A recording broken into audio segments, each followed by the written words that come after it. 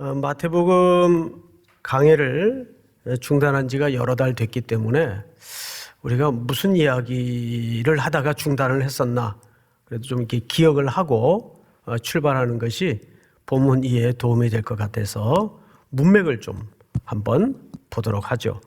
우리 마태복음 9장 35절을 좀 한번 볼까요? 9장 35절 제가 좀 읽겠습니다. 예수께서 모든 도시와 마을에 두루 다니사 그들의 회당에서 가르치시며 천국 복음을 전파하시며 모든 병과 모든 약한 것을 고치시니라. 이 본문은 우리 삼일교회 비전이 탄생한 주제구절이기도 합니다. 가르치고 전파하고 치료하시고. 사실 이 세 가지 명령은 예수님이 이 땅에 오셔서 가장 핵심적으로 집약된 사역의 줄거리예요. 그것을 그대로 이 땅의 교회들이 많이 붙잡고 또 집중하고 있는 것 또한 사실입니다. 한 해를 출발하면서 우리 삼일교회 주신 세 가지 비전을 다시 한번 이렇게 각인하고 들어가는 것도 유의미하겠죠? 마저 읽어드리겠습니다.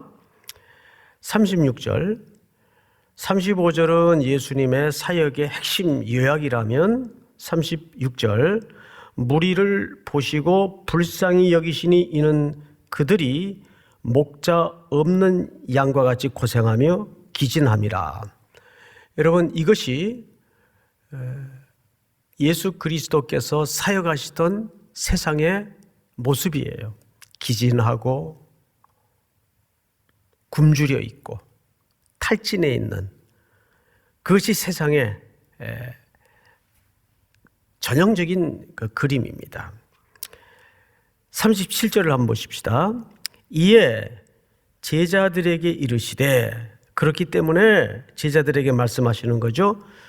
추수할 것은, 이게 번역이 생략된 게 하나 있어요. 정말 이 단어가 사실은 번역이 좀 충분히 돼야 되는데 이게 어떻게인지 생략이 됐습니다. 근데 원문에 보면 정말이라는 단어가 정확히 있습니다. 그리고 정말 많되, 정말 많되. 근데 그 다음에 또 빠진 단어 하나가 있는데, 그러나 일꾼이 적으니. 그러니까 이걸 전체 제대로 번역을 해서 다시 우리가 읽자면 이렇게 읽어야 의미가 충분히 두드러져요. 이에 제자들에게 이르시되 추수할 것은 정말 많되 그러나 일꾼이 적으니, 그러므로 추수하는 주인에게 청하여 추수할 일꾼들을 보내 주소서 하라. 자, 그러면 우리가 머릿속에 순서를 자연히 흘려보내다 보면 예수님이 오셔서 가르치고 전파하고 치료하시고 이 3대 사역을 집중하셨어요. 왜 그러셔야만 했는가? 세상은 전부 불쌍히 여김을 받을 만큼 기진하고 탈진돼 있기 때문에. 그런데 일꾼이 없어요. 정말 그렇게 돌봐야 될 현장은 많은데 일꾼이 없어요.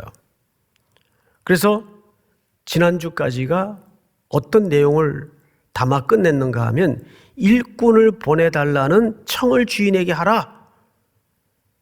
자, 그런데 10장으로 넘어와서 그 일꾼을 뽑습니다. 2절서부터 볼까요? 12사도의 이름은 이러하니 베드로라는 시몬을 비롯하여 해서 12명의 사도들 이름이 쭉 열거가 돼요. 그러면 아주 그 흐름이 여기까지는 자연스러워요.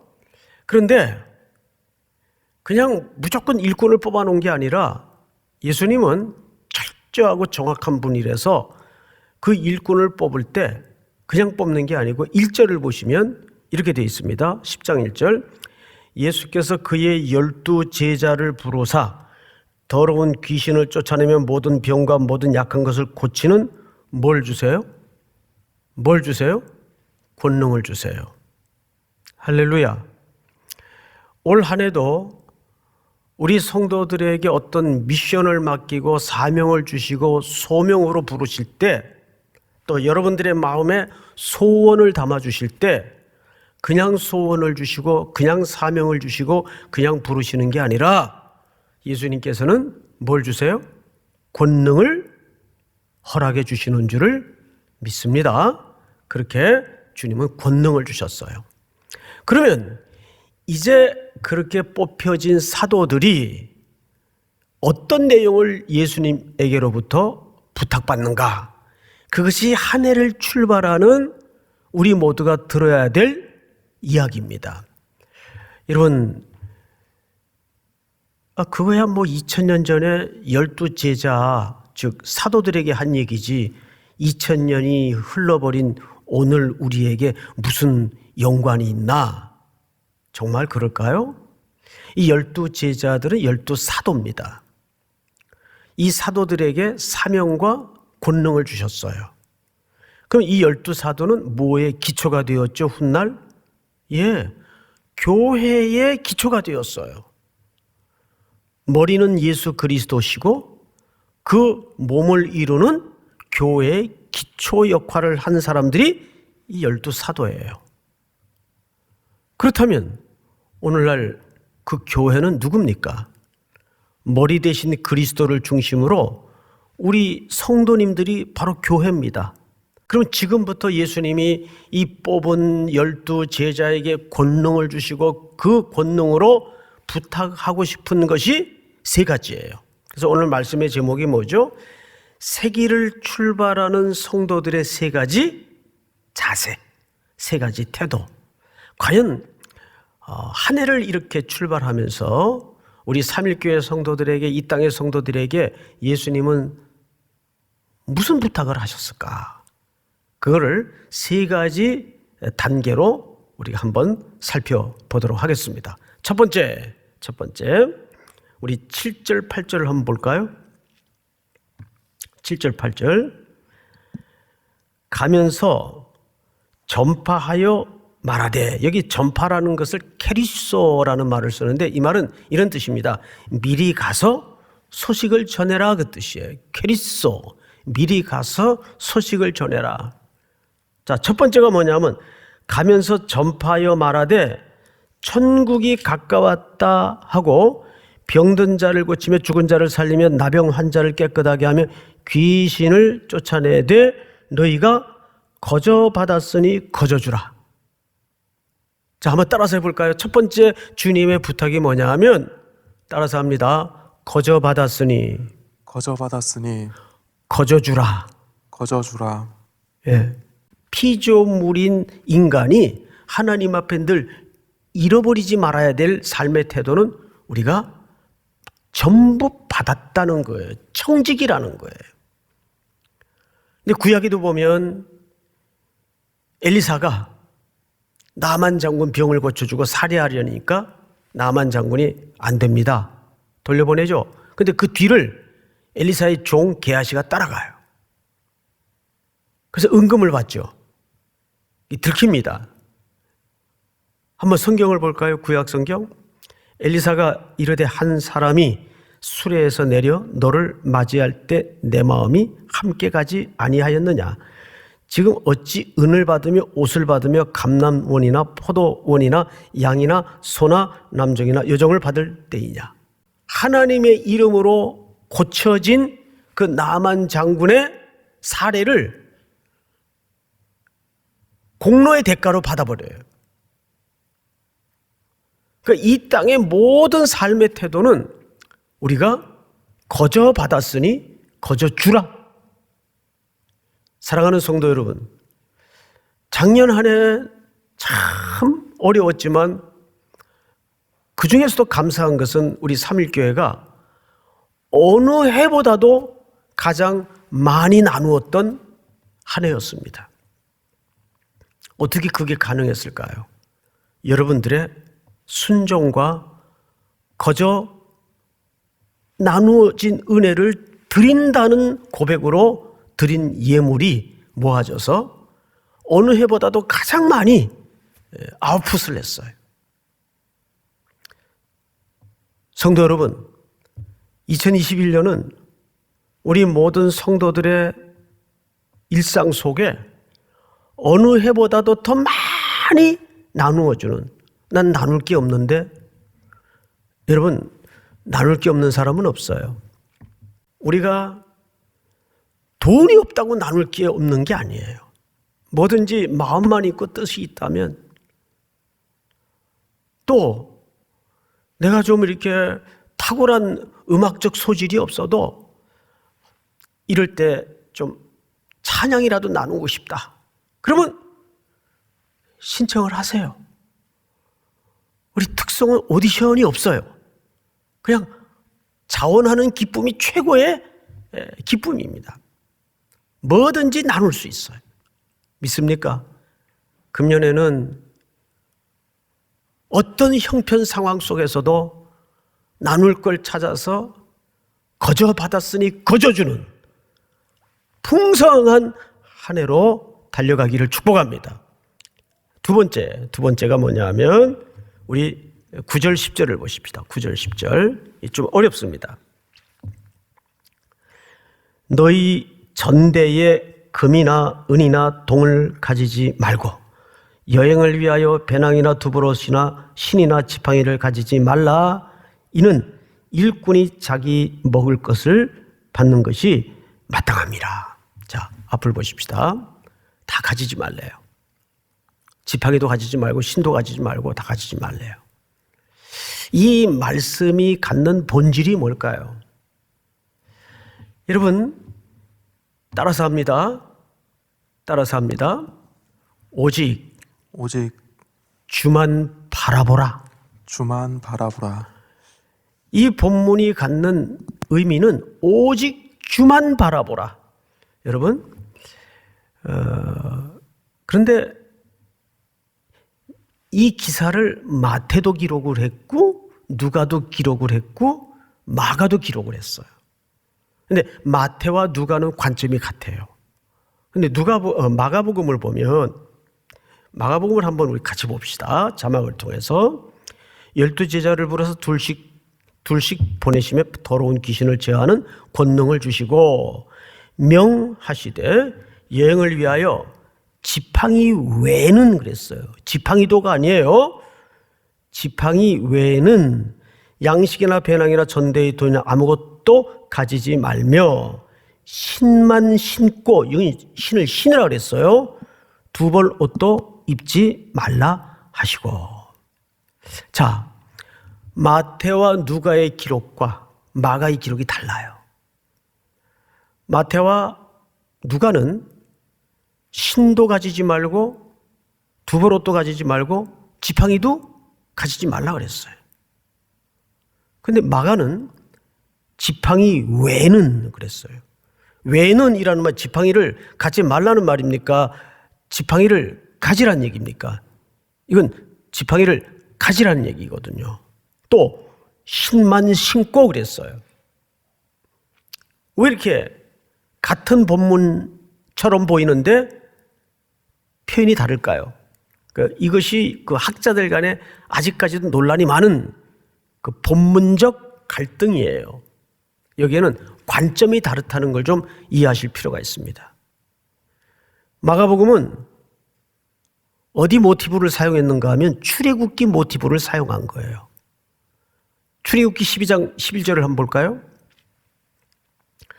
그들이 홍해를 떠나기 전에, 애굽을 떠나기 전에 유월절 식사를 하죠. 너희는 그것을 이렇게 먹을지니 허리에 띠를 띠고 발에 신을 신고 손에 뭘 잡으라고 돼 있어요? 지팡이를 잡고. 이것은 어딘가를 향해서 새롭게 출발하는 나그네 모습이에요. 마가는 이 관점을 사용한 겁니다. 그러니까 새로운 출애굽. 그리고 나서 마가복음의 스토리를 읽어보면 바로 뒤에 오병이어의 기적의 역사가, 들판에서 백성들을 배불리 먹이시던 오병이어의 기적의 역사가 연출되고 있죠. 그래서 마가는 출애굽기 모티브로 설명을 한 거예요. 새로운 출애굽. 다시 말해 이 제자들이 가야 되는 세상은 애굽의 가치와 애굽의 속박과 애굽의 철학에 묶여서 불쌍히 여김을 받을 수밖에 없는 그 백성들을 구원하기 위한 걸음으로서의 설명이에요. 그러면 마태와 누가는 왜 이것조차 가지지 말라 그랬을까요? 그 글을 쓰던 상황이 달라요. 마태와 누가는 그 당시에 견유학파라고 있습니다. 그 중에 대표적인 유명한 인물이 디오게네스. 잘 아시죠?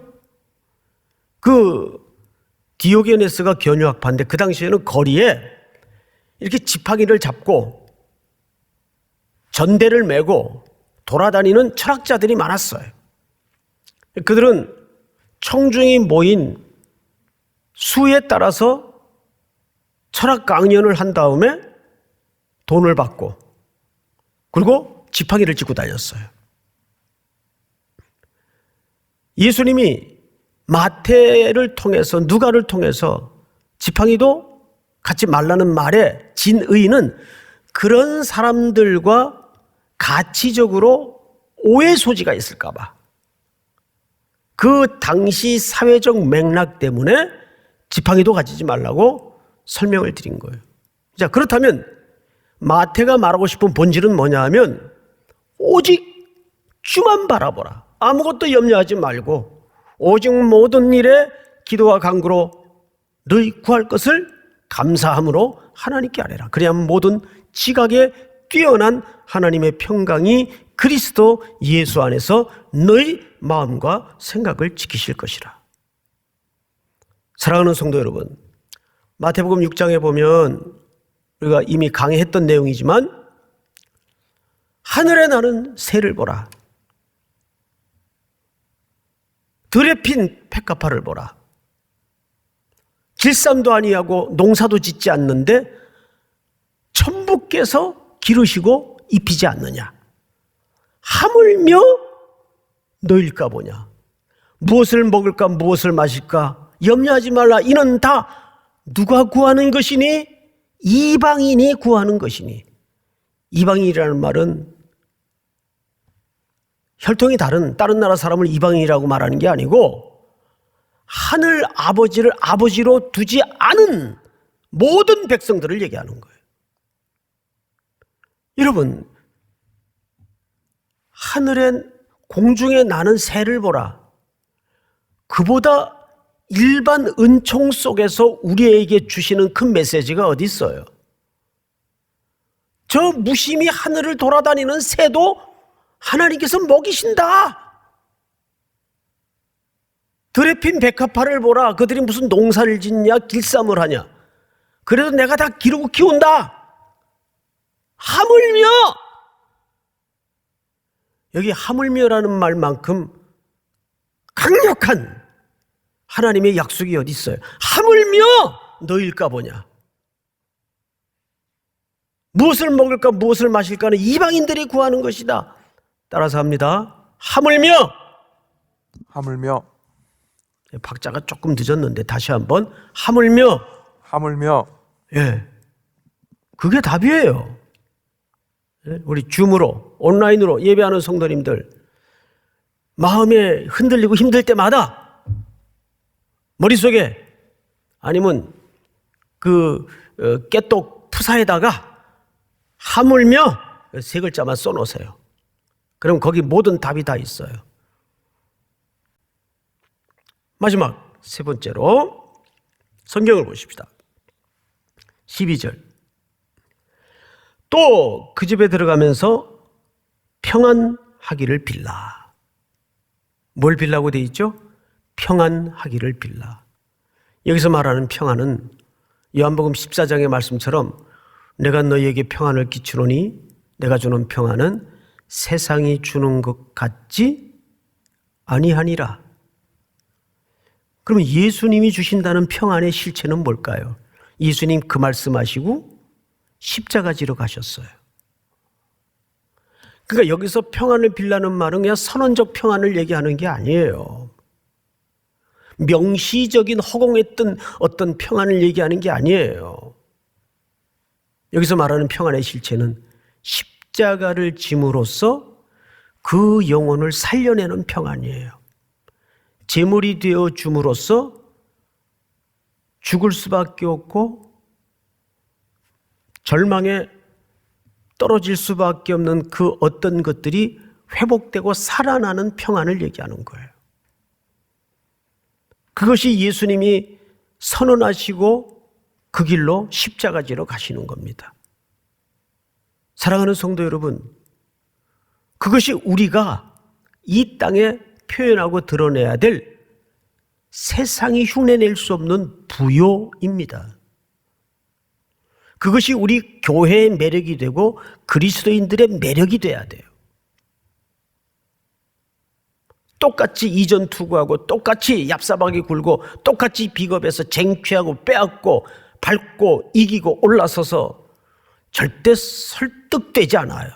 세상은 그래서 우리에게 항복하거나 설득되지 않아요. 손해당하고 원수 안 갖고 바보처럼 굴 때 진짜 두려워해요. 이게 뭐지 얘네들? 사랑하는 성도 여러분,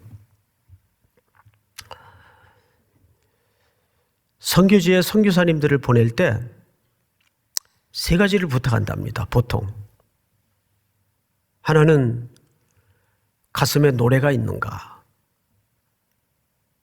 그 목적지의 소망과 희망의 근거에서 붙들린 그 가슴 속에 그 험한 길을 가고도 남을 만큼의 노래가 있는가. 그건 소망의 노래죠. 그 흥겨움이 있는가. 세 번째는 유머, 어떤 것도 너그럽게 받아 넘길 수 있는 여유, 너그러움 얘기하는 거죠. 유머가 있는가. 그리고 세 번째는 어떤 냄새도 무시할 수 있는 무감각함이 있는가. 이건 좀 쉽지 않겠죠? 그러니까 끈끈이 우리가 세상에 대해서 날카롭게 대립각을 세우고 반응해서는 이 길을 갈 수가 없어요. 또 누가 건드리면 이게 툭 털고 그냥 또 일어나서 상대 안 하고 가는 거예요. 그런 사람이 진짜 겁나잖아요. 그런데 누가 건드리면 냥거리면서 왜 날 건드려? 날 뭘로 보고? 이러고 이제 대꾸하다 보면, 반응하다 보면 어떻게 이 멀고 길고 험한 길을, 이 순례길을 갈 수가 있겠습니까? 제가 일부 예배 마치고 났더니 우리 청년 담당 진장 목사님이 그림 하나를 보내셨어요. 바로 청년들이 설교를 가지고 오늘 설교 내용이 그 기억이 되기 쉽게 GBS를 하느라고 만드는 하나의 표예요. 한번 볼까요? 여러분 보이시나요? 예, 기빙, 주다. 거저 받았으니 거저 주라. 여기 좋죠? 그 다음에 봄, 누구만 바라보라? 오직 주님만 바라보라. 봄. 저는 한국말입니다. 예. 그 다음에 뭘 빌라? 평안을 빌라. 이 이니셜을 따면 GBS. 기억되기 쉽죠? 예. 올 한 해 우리의 GBS는 삶으로서 순종에 걸어가는 복된 한 해의 순례길이 될 수 있기를 주님의 이름으로 축복합니다.